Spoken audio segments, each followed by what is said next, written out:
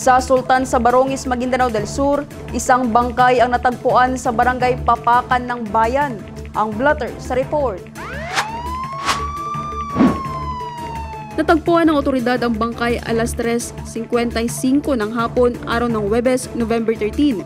Ayon sa otoridad, ang biktima tinatayang nasa pagitan na 30 hanggang 45 years old, nakasuot ng kulay gray na shorts at dilaw na t-shirt.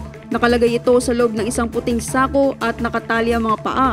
Ayon sa Sultan sa Barongis Municipal Police Station, nakatanggap sila ng tawag mula sa isang concerned citizen kaugnay sa pagkakadiskubre sa isang bangkay sa barangay Papakan. Dahil sa matinding pagbaha at hindi madaanan ang naturang lugar, dinala ng mga residente ang bangkay patungo sa barangay Bulod.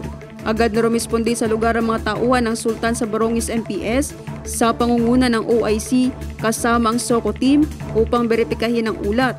Nakumpirma ng otoridad ang insidente at nakita mga visible injuries sa ulo ng biktima na posibleng dulot ng matigas o hindi pa natutukoy na bagay.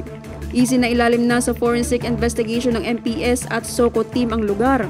Nagpapatuloy ang masusing investigasyon upang matukoy ang pagkakakilanlan ng biktima at ang salarin sa likod ng insidente.